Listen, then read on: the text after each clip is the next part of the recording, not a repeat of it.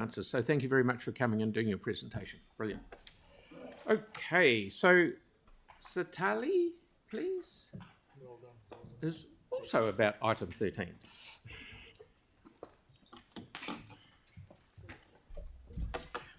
I promise I won't be that long. No, you're right. No, you. But we're just so passionate, that's why. So, talofa lava. I'll read my deputation. Thank you for this opportunity.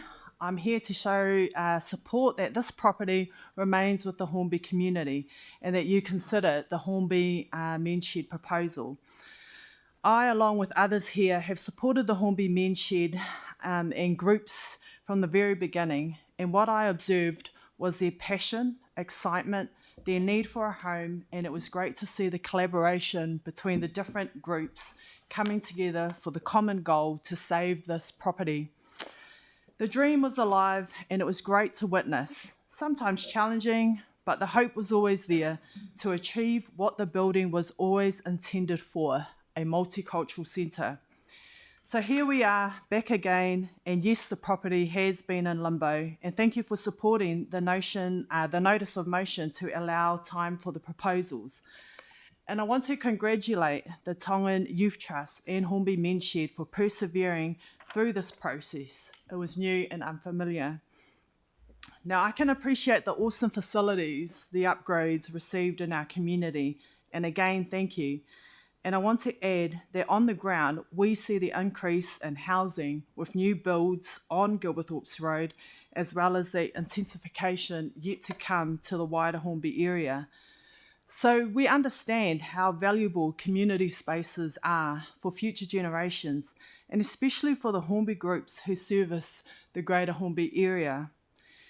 Now, I have a different view on the number of facilities available, as Brian shared, because if that was the case, we would not be here. And we've also, starting to hear more about the Filipino, and there's other churches as well, looking for space as well. So my interpretation of the Community Facilities Network Plan 2020 is that of the 5 priorities, we could potentially answer yes to 2 of them. Number 1, the property never really was operated as it was envisioned. And number 2, at the time, there was an unmet need. Groups were looking for a suitable space. Therefore, my feeling is that the rationale for disposal was never met. Yes, financial stability and capability is important, and I understand due diligence is necessary to ensure a successful transaction for ongoing success. Now, I'm wondering here, is there room for some tweaking? And in closing, I urge you all to reconsider the proposal from the Hornby Men's Shed. Are there other opportunities to explore that will satisfy all parties concerned? I would also encourage that all groups are looked after in a timely manner. It's not over yet, and we continue to hope that you have all heard our voices. Community spaces are valuable, our area is increasing, and we do not want to lose this property. As you've heard, and as Kerry was saying, once it's gone, and we understand that. So I hope you all make the right decision. Kia ora. Thank you. Well done. Thank you very much. We have got time for questions. Yeah. But we've worn ourselves out. Like, all right.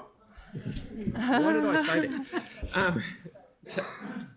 Councillor Scandrett and then Councillor Peters. Thank you. Just one of the kind of undercurrents of today has been funding, everything that's been presented. So with such strong commitment and passion from your community with so many groups, could the council expect that you guys could safely find funding for much of the work that's needed collectively? So you've got, through the Filipino community, you're saying that groups are saying that there's tradespeople left, right and centre, there's the men's shed with your expertise and others, yourselves. Is that some, because we as an organisation, and I know that the men's shed have been to Rata, but Rata have changed and kind of restricted their funding to many groups. So I'm just wondering, do you feel confident that you can find a lot of funding yourselves? Yeah.